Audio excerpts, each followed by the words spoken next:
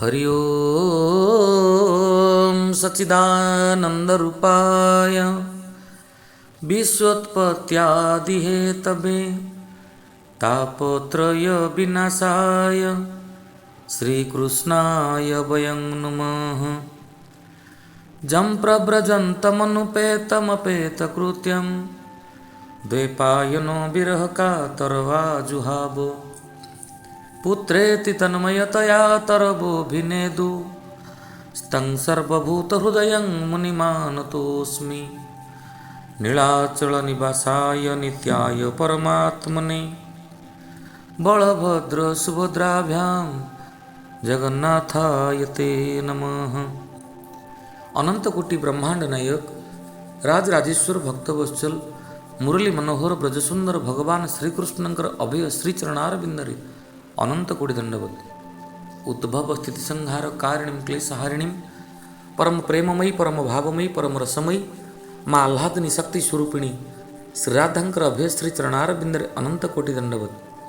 व्यासी भगवान श्री सुखदेव गोस्वामी पाद परीक्षित महाराजंकर पदारविंदरे प्रणाम। संत शिरोमणि जगन्नाथ दास जी महाभाग भक्ति अवतार श्री चैतन्य महाप्रभुंकर पदारविंदरे प्रणाम। अद्य श्रीमद् भागवत पाठ एवं आलोचना चक्रर सभापति महोदय प्रतिष्ठाता महोदय व्यासी महोदय परम आदरणीय समस्त आलोचक बंधुगण समादरणीय भगवत रस पिपासु सुधी समाज आपण मानक समस्त अंतरर गभीरतम प्रदेशरु श्रद्धा सम्मान एवं प्रणाम। गत काली तो आम आलोचना रखी ना महाप्रभु निजे कहते जे पुणी जेठारे मरिबे समस्ते मोठाकू आसीबे।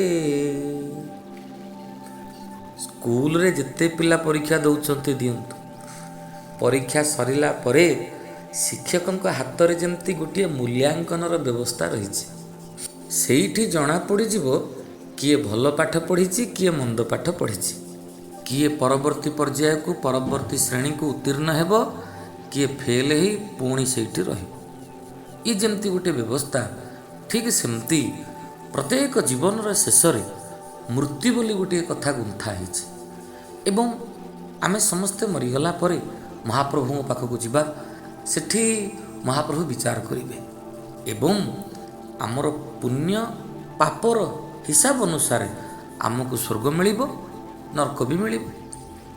यथा धेनु सहस्रेषु बश्चा बिंदति मातरम तथा पूर्वकृत कर्म कर्तार अनुगच्छति। हजारे गाई थांतु जेमिति बाक्सुरीटी सुंगी सुंगी ता माँ पाखरे पहुँची जाए ठीक सेमती आमे करिथिबा कर्म आम पछरे अवश्य जीव एवं महाप्रभु को तो कहा जाइछि फलदाता से आमको केमती फल देवे जदि पुण्य बल अच्छी स्वर्ग मिलिब पाप कर्म अच्छी तार फलस्वरूप नरक मिलिब। एवं आमे गला काली आउ गोटे कथा मध्य आलोचना करथिले पुण्य बल जितेबेले स्वर्ग रे आमे पहुँचीबा सरी सरी जीव पुण्य बल सरिला पुणी मर्त्य को चल पाप तो करिचे नरक भोग करिबा नरक भोगर अवधि जितेबेले पूरण होई जीव पुणी फेरिबा मर्त्य तेणु एमती पुनरपि जननं पुनरपि मरणं पुनरपि जननी जठरे शयनम एमती चलीची आमे जे पूर्वजन्म स्वर्ग थिले कि नरक थिले ता तो कहि परिबानी किंतु ए जन्म मनीषर कार्यकलाप को देखी तार आचार विचार को देखी ये स्वर्गरु आसीची कि नरकरु आसीची ता बुझा पड़ी। गला काली आम आलोचना करथिले स्वर्गरु आसीथिबा लोकमानकर लक्षण सब कौन थिला। आजिर आलोचना नरकरु फेरिथिबा लोकमानकर कौन सब लक्षण थिबो।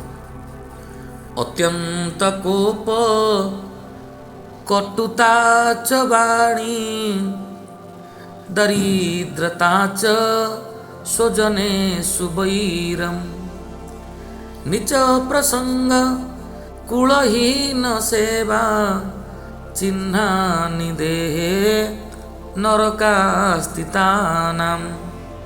जो लोक मैंने यही सब काम करुथिबे बा जो मानकर आचार विचार रे यही सब कथा आसुथिबो आमे बुझिबा ए नरकरु आसीचंते। कौन कौन सब लक्षण थिबो? अत्यंत कोप टिके टिके कथारे जोर रागिजिबा, तुतुकार रेरेकार भाषा वर्षा करिबा, भारी कदर्य कथा। कटुता चबाणी माने तुंडरे मधुर कथा नहीं, सब बेले खाली ओहो न कहले भला आपण माने बुझी पारुथिबे प्रिय दिव्यात्मन। दरिद्रता जदि जीवन रे महाप्रभुंकर कृपा न मिलिला ए जीव तो दरिद्र हब। खाली कौन दरिद्र हब, सोजने सुबैरम, भाई संगे पड़ुनी, बापा संगे पड़ुनी, माँ संगे पड़ुनी, भौणी संगे पड़ुनी। अरे भाई क्या संगे तेरे पड़ुचे, कहीं खराब भावेनि आज्ञा, आम क्या आक्षेप करी कहबार अभ्यास ना। अत्यंत कोप कटुता च वाणी, दरिद्रता च सोजने सुबैरम। नीच प्रसंग सबुबले नीच स्तर लोक मान सहित संपर्क रखिबा। किछि लोक माने तो बड़ स्टाइल रे कहती मोर अमुक गुंडा चिन्हा, मोर अमुक आसामी चिन्हा, अमुक खुनी चिन्हा। कहीं कई तो कहना मोर अमुक साहित्यिक चिन्हा कि सम्मुख वैज्ञानिक चिन्हा। से तो सुंदर कथा, जदि आम गोटे स्टाइल रे कहवा अमुक जी 5टा मर्डर कर सी मोर पीसी पो भाई, कि दुख कथा कहले। कूलहीन सेवा, हीन सेवा न कर्तव्यम कर्तव्यम महताश्रय, अजा सिंह प्रसादेन क्रीडंती गजमस्तके। आम गोटे निच स्तर सेवा करवा ठीक नुहे। आपण मैंने भावुंट कि मो मनीष को घृणा करने कथा कहूँ ना ना ना, आवश्यक समय रे आमे जेकोसी व्यक्तिर सेवा करि परिबा, किंतु स्वार्थर वशवर्ती हुई। आम घर पाखे जड़े ब्राह्मण अच्छा केवल खाइबा को गंडे मिलिबो बोली, काहार बाहागर होउची, काहार व्रतघर होउची, काहार जन्मदिन होउची, से लोक जाकि नाकई थिबे एवं सेठी खल्ली उठेबा को मध्य टिके पछैबो नाही। तार एकमात्र लक्ष्य मु टिके सेवा करिबी एवं खाइबा को गंडे पाइबी। ये कि प्रकार सेवा? पूर्वजन्मर कर्मर फलस्वरूप गरीब घरे जन्म हेल, ब्राह्मण केवल पैता पड़ी सीना, नहले ब्रह्मत्वर कौन टिके भी चिन्ह वर्ण नहीं। एवं छाड़तु एमती निच सेवा करवा केबे ठीक नुहे। ये समस्त कथा जोठी घटुची आमको बुझिबाको पड़िबो। चिन्हानी देहे नरका स्थिता नाम, एमाने सब नरकरे बोध भी किछि बाक्या रही जाइछि जंत्रणा, पुणी संसार को आइछन्ति आहुरी किछि जंत्रणा तब्ध हेबे। जे कर्म संसार कारण, से नहे ताहार बारण। हेले ईश्वरे समर्पण, बिना से कर्मर बंधन। भागवत कहले ये पूर्वजन्मर कर्मर फलस्वरूप जदि एमती सब घटना दुर्घटना घटुची, महाप्रभु निकट में समर्पित हेले ही ये समस्त कर्म विपाक बोली जहाँ आम कहूचे ताहा कटिज। हेले महाप्रभु पाखरे व्यक्ति समर्पित हेबो केमिति, ईश्वर मनस्क हेबो केमिति, ईश्वर पाखरे शरणागत हेबो केमिति, सेही मानसिकता को नहीं भागवत रचना करा जायछि। एवं आमे मध्ये आलोचना करूछे। आलोचना प्रसंग रे आमे आसी पहुँचीचे आज श्रीमद् भागवत दशम स्कंद 63तम अध्याय 63तम अध्याय। आज जो पूर्व अध्याय रे तो महाप्रभु कालिंदी को विवाह करचंती, आज अध्याय रे महाप्रभु परवर्ती पर्याय रे विवाह करिवे मित्रबिंदा, लक्ष्मणा, सत्या, भद्रा इत्यादि। श्री सुखदेव गोस्वामी पाद अत्यंत आनंदर सहित वर्णना करुछन्ति। संतोषे सुख मुनि कहे, सुण परीक्षा कुरुराए। गोविंद गोविंद गोविंद, पदुगलुछि मकरंद। बिंदानु बिंदा भावन्त्यौ, दुर्योधन वसानुगौ। स्वयंवरे स्वभगिनी कृष्णे सकतां न्यसेधताम्। श्री सुखदेव गोस्वामी पाद कहउचंदी परीक्षित अवंतीपुरे बेनी भाई बिंदानु बिंद नाम बही दुर्योधनर से विश्वास प्रजा पालंती निज देश। अवंतीपुर रे दुई भाई, जनक नाम बिंद आउ जनक नाम अनुबिंद। गोटे सुंदरी भौणी तांकर नामटी होचे मित्रबिंदा। महाप्रभुଙ୍କ प्रति भारी अनुरागी से सबुबले गोटे चिंता गोटे चेतना भितरे बुड़ी रही मित्रबिंदा। आस थरे मोन्तरे कला कन्हाई आस थरे मोन्तरे कला कन्हाई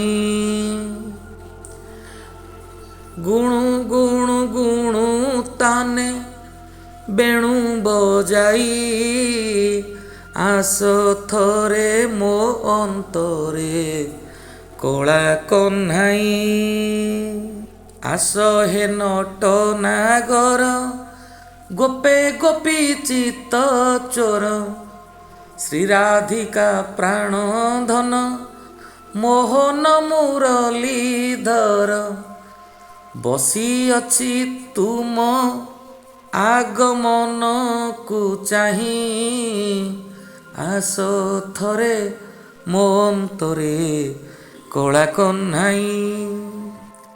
ये मित्रबिंदा सिना महाप्रभुଙ୍କ प्रति परम अनुरागिनी, किंतु जेहेतु ये जो दुई भाई कथा आम कहते बिंद एवं अनुबिंद एमाने दुर्योधनଙ୍କର बेश संपर्कित सेथिलागि भौणी को मना कर देइचंती जहा हब हब, किंतु कृष्णଙ୍କ प्रति तुमे अनुगामिनी हेब एकथा आमे दी भाई बर्दाश्त करि परिबु नाही। सेबेनी भाई राजा मेले कन्या को जेते निषेधिले से कन्या कृष्ण को बरिला अनेक गोल उपुजिला। जिते बेले मित्रबिंदांकर स्वयंवर होईछि महाप्रभु तो सबुबले अंतरर कथा को बुझंती ना, पहुँची गले खाली पहुँचले नहीं आज्ञा ताहार स्वयंवरु बळे कृष्ण हरिले ताकू हेळे। स्वयंवर समय जेते राजकुमार थिले केही साहस कलेनी महाप्रभु सामना को आसवा पाए। परवर्ती पर्यायर महाप्रभु द्वारिका आसी पहुँचती एवं मित्रबिंदा सहित बड़ धूमधाम रे विवाह उत्सव आयोजन होइछि। मित्रबिंदा सहित विवाह परे कुशलपुर रे राजा नामे नग्न जीत परम धार्मिक राजा ज्ञाने सुपंडित सत्या नामे कन्या तार हईला नग्ना जीति परम रूपसी कन्या गुणशीलवती। कुशलपुर रे जड़े राजा रहिले तांको नाटी होची नग्नजीत, तांकर कन्या होचंती सत्या, भारी सुंदर। ए सत्यांक पई नग्नजीत गोटे स्वयंवर करथिले एवं से स्वयंवर रे सत्य रखिथिले जेउ वीर पुरुष 7टी वृषभंकु एकाठी बांधी पारिबो से कन्या होइब ताहार सत्य वचन ए मोहर।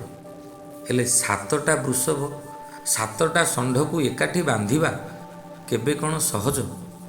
जेतेबेले महाप्रभुଙ୍କ कानरे ए कथा पड़िला जाई पहुँची गले स्वयंवर स्थल रे एवं जेतेबेले नग्नजीते शुणीदेले जे स्वयं श्रीकृष्ण आसीचंती आहा कौशलपति हर से पहुँची श्रीकृष्ण पासे पाद्य अर्घ्य देई पूजा କରନ୍ତି ମନୋନିବେଶେ,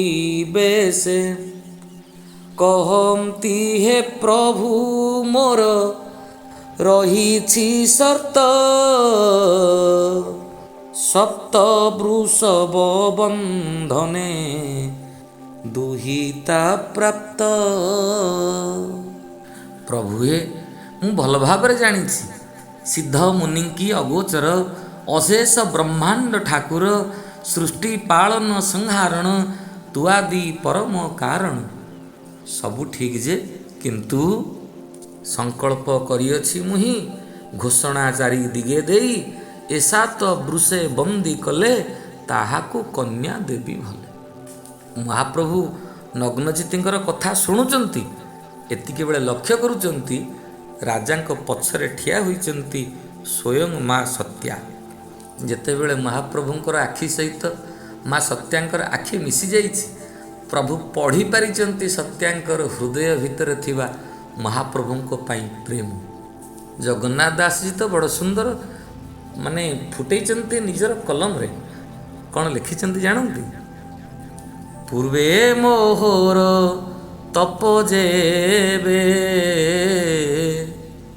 ସାଧିଲା ଅଛି ସୁଧ ଭାବେ, ଅଗ୍ନି ଦେବତା ହୋଇ ତୋଷ ସଫଳ କରିବେ ମୋ ଆସ। ମା ସତ୍ୟା ମନେ ମନେ ବିଚାର କରୁଛନ୍ତି, ହେ ଈଶ୍ୱର, ଯଦି ମୁଁ ପୂର୍ବଜନ୍ମରେ କିଛି ତପସ୍ୟା କରିଥିବି, ହେ ଅଗ୍ନି ଦେବତା, ଯଦି ମୋ ଜୀବନରେ କିଛି ଯଜ୍ଞ ଯାଗ ତପ ଜପ ଏମିତି କିଛି ବଳ ଥିବ, ତେବେ ଆପଣଙ୍କର ଆଶୀର୍ବାଦରୁ ମୋର ସମସ୍ତ ମନସ୍କାମନା ପୂର୍ଣ୍ଣ ହେବ। ପଚରାଗଲା, ମା ତୁମ ମନ ଭିତରେ କ'ଣ ଏମିତି କାମନା ରହିଛି କି? ଗୋଟିଏ କାମନା, ଅଶେଷ ବ୍ରହ୍ମାଣ୍ଡର ଗତି ସେ ହରି ହେଉ ମୋର ପତି। ସାରା ସଂସାର ପାଇଁ ଗତି ମୁକ୍ତିଦାତା ଯେଉଁ ଈଶ୍ୱର, ଅଶେଷ ବ୍ରହ୍ମାଣ୍ଡର ଗତି ସେ ହେଉ ମୋର, ସେ ହରି ହେଉ ମୋର ପତି। ସେଇ ହରି ହିଁ ମୋର ପତି ହୁଅନ୍ତୁ। ଏଇ ଯେଉଁ ମନୋଭିଳାଷ ମହାପ୍ରଭୁ ହସି ଦେଇଛନ୍ତି, ବ୍ୟସ୍ତ ହୁଅନା ସତ୍ୟା, ମୁଁ ଅବଶ୍ୟ ପୂର୍ଣ୍ଣ କରିବି ତୁମର ସମସ୍ତ ଅଭିଳାଷ। ପରବର୍ତ୍ତୀ ପର୍ଯ୍ୟାୟରେ ମହାପ୍ରଭୁ କ'ଣ କଲେ? ଭଗବାନଙ୍କର ମାୟା କିଏ ବା ବୁଝିବ? ନିଜ ମାୟାରେ ପ୍ରଭୁ 7ଟି ରୂପ ହୋଇଗଲେ। ତତ୍କ୍ଷଣେ 7 ରୂପ ହୋଇ ମାୟାରେ ନ ଦେଖିଲେ କେହି। ମାୟା ଗୋବିନ୍ଦ 7 ରୂପ କନ୍ୟାକୁ ଦେଖାନ୍ତି ସ୍ୱରୂପ।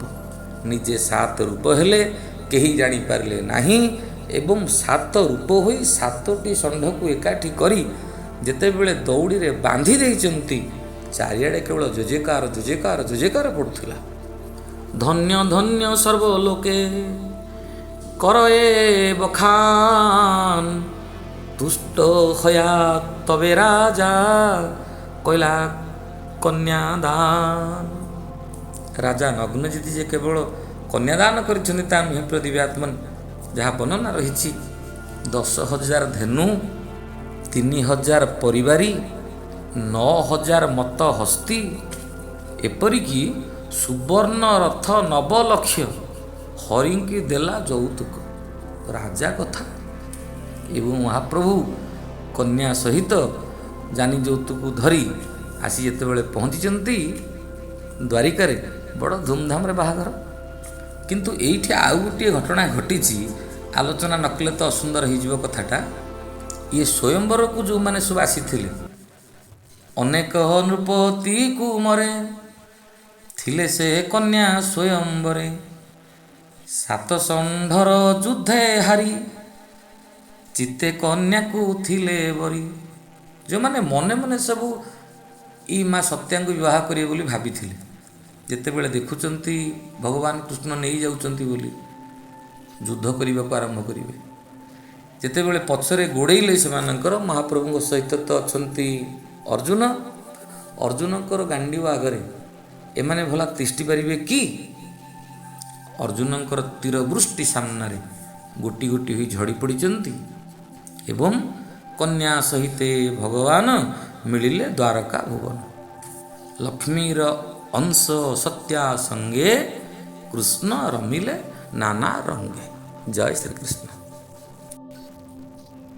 ପ୍ରିୟ ଦିବ୍ୟାତ୍ମନ, ଆପଣମାନେ ଯେତେବେଳେ ମହାପ୍ରଭୁଙ୍କର ବିବାହ ଜଣକ ପରେ ଜଣେ ପାଟରାଣୀଙ୍କ ସହିତ ଧୁମଧାମରେ ଆୟୋଜନର କଥା ଶୁଣୁଛନ୍ତି, ମନ ଭିତରେ ପ୍ରଶ୍ନ ଆସୁନି କି ମହାପ୍ରଭୁ ଏତେ ବିବାହ କରିବା ପଛରେ କ'ଣ କାରଣ? ଆମେ ଲୌକିକ ଦୃଷ୍ଟିରେ ଯାହା ବିଚାର କରୁଛୁ, ତାତ୍ତ୍ୱିକ ଦୃଷ୍ଟିରେ ତାହା ନୁହେଁ। ମହାପ୍ରଭୁ ହେଉଛନ୍ତି ପରମ ପୁରୁଷ। ଏବଂ ଅଷ୍ଟ ପାଟରାଣୀଙ୍କର କଥା ଆମେ ଶୁଣିବା, ଆହୁରି ଅଛନ୍ତି ଆଗକୁ। ଇଏ ଅଷ୍ଟ ପାଟରାଣୀ କିଏ? ଭୂମି ରାପୋ ନଳବାୟୁ ଖଙ୍ଗମନ ବୁଦ୍ଧିରେ ବଚ ଅହଙ୍କାର ଇତିୟମେ ଭିର୍ନା ପ୍ରକୃତି ଅଷ୍ଟଧା। ସଂସାର ପରିଚାଳିତ ହୁଏ ପୁରୁଷ ଏବଂ ପ୍ରକୃତିର ମିଳନରେ। ଆମେ ଯାହାକୁ ପ୍ରକୃତି ବୋଲି କହୁଛେ, ଭିର୍ନା ପ୍ରକୃତି ଅଷ୍ଟଧା। ଏ ପ୍ରକୃତି ଅଷ୍ଟବିଧ, ଅଷ୍ଟ ପ୍ରକାରର। ତେଣୁ 8 ପାଟରାଣୀ ଅବଶ୍ୟ ଆସିବେ। ଆଉ ଯଦି ଟିକେ ଆମେ ଗଭୀର ଭାବରେ ଚିନ୍ତା କରିବା, ମହାପ୍ରଭୁଙ୍କ ସହିତ ମିଶିବା ପାଇଁ, ମହାପ୍ରଭୁଙ୍କୁ ନିଜର କରିବା ପାଇଁ, ସେଦିନ ଯେମିତି ରୁକ୍ମିଣୀ ମାଙ୍କ ଭିତରେ ଗୋଟେ ଅଭିଳାଷ ମୁଣ୍ଡ ଟେକିଥିଲା, ଠିକ୍ ସେମିତି ଅଭିଳାଷ ଆସିଛି। ମିତ୍ରବିନ୍ଦାଙ୍କ ହୃଦୟରେ ସେମିତି ଅଭିଳାଷ ଆସିଛି। ସତ୍ୟା ମାଙ୍କ ହୃଦୟରେ ମା କାଳିନ୍ଦୀ ତ ତପସ୍ୟା କଲେ ଯମୁନା କୂଳରେ ମହାପ୍ରଭୁଙ୍କୁ ପାଇବା ପାଇଁ। ଏହାର ଅର୍ଥ କ'ଣ? ମହାପ୍ରଭୁଙ୍କୁ ଆମେ ଜଗତପତି କହୁଛେ, ଯିଏ ସମସ୍ତଙ୍କୁ ସୁରକ୍ଷିତ କରିପାରନ୍ତି। ପାତି ରକ୍ଷତି ଇତିପତି। ଆମେ ମହାପ୍ରଭୁଙ୍କୁ ସ୍ୱାମୀ ବୋଲି କହୁଛେ। ଜଗନ୍ନାଥ ସ୍ୱାମୀ ନୟନ ପଥଗାମୀ ଭବ ତୁମେ। ହେ ଈଶ୍ୱର, ଥରେ ମାତ୍ର ମୋର ପ୍ରେମିକ ହୋଇଯାଅ। ହେ ଈଶ୍ୱର, ଥରେ ମାତ୍ର ମୋର ସ୍ୱାମୀ ହୋଇଯାଅ। ହେ ଈଶ୍ୱର, ଥରେ ମାତ୍ର ମୋ ପାଇଁ ମୋର ହୃଦୟ ସିଂହାସନରେ ପତି ହୋଇଯାଅ। ସାରା ସଂସାରର ପ୍ରତ୍ୟେକ ଜୀବମାନଙ୍କୁ ସୁରକ୍ଷିତ କରୁଥିବା, ସମସ୍ତଙ୍କର ଅନ୍ତରରେ ରହି ଅନ୍ତର୍ଯାମୀ ବୋଲାଉଥିବା ଈଶ୍ୱର ଏତେ ଗୁଡ଼ିଏ ରାଣୀ ଗ୍ରହଣ କରିବା କିଛି ଅସ୍ୱାଭାବିକ ଲାଗେ ନାହିଁ। ଯେଉଁଥିପାଇଁ ଶ୍ରୀ ଶୁକଦେବ ଗୋସ୍ୱାମୀ ଆନନ୍ଦରେ କହୁଛନ୍ତି, ରାଜନ ଏବେ ହୋ ଶୁଣ ନରପତି, କେକେୟ ରାଣୀ ଶ୍ରୁତ କୀର୍ତ୍ତି, ତାର ଦୁହିତା ଭଦ୍ରା ନାମ, ରୂପେ କମଳା ନୋହେ ସମ।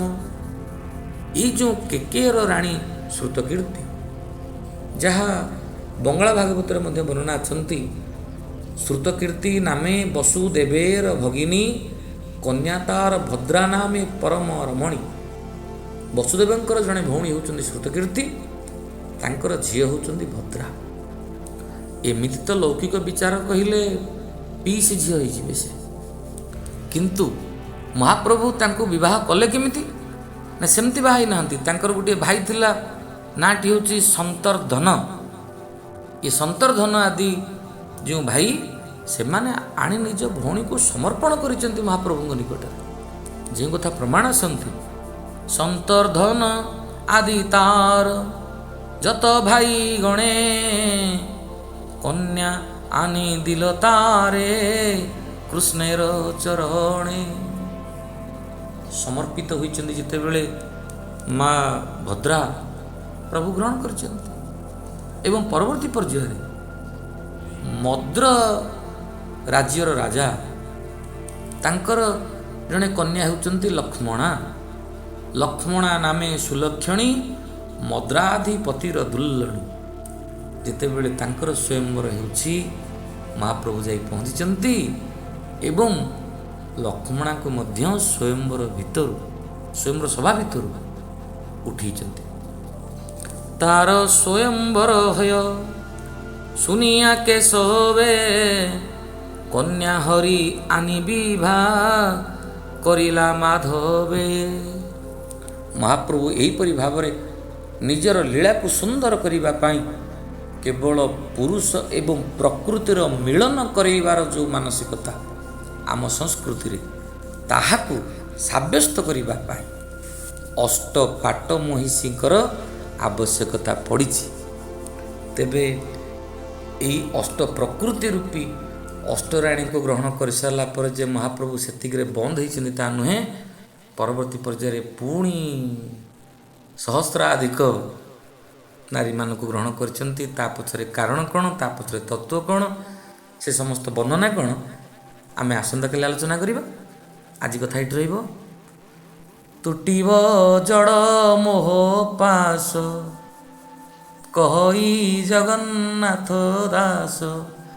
ଇତି ଶ୍ରୀମଦ୍ଭାଗବତେ ମହାପୁରାଣେ ପରମହଂସ୍ୟାଂ ସଂହିତାୟାଂ ଦଶମ ସ୍କନ୍ଧେ ଶ୍ରୀକୃଷ୍ଣ ଅଷ୍ଟପଟ ମହିଷୀ ବିବାହ ନାମ 63ତମ ଅଧ୍ୟାୟ। ଟିକାକି ବନ୍ଦ କରିବା। ନାମ ସଂକୀର୍ତ୍ତନ ଯସ୍ୟ ସର୍ବପାପ ପ୍ରଣାଶନମ୍ ପ୍ରଣାମ ଦୁଃଖ ଶମନଂ ତଂ ନମାମି ହରିଂ ପରମ୍। ଓಂ ନମୋ ଭଗବତେ ବାସୁଦେବାୟ। ଶ୍ରୀକୃଷ୍ଣାୟ ସମର୍ପଣମସ୍ତୁ। ଆପଣମାନଙ୍କୁ ସମସ୍ତଙ୍କୁ ବାରମ୍ବାର ପ୍ରଣାମ। ଅତ୍ୟନ୍ତ ନମ୍ରତାର ସହିତ ମୁଁ ଡକ୍ଟର ଗୁରୁପ୍ରସାଦ ମହାପାତ୍ର, ଖୋର୍ଦ୍ଧା। ଜୟ ଶ୍ରୀକୃଷ୍ଣ।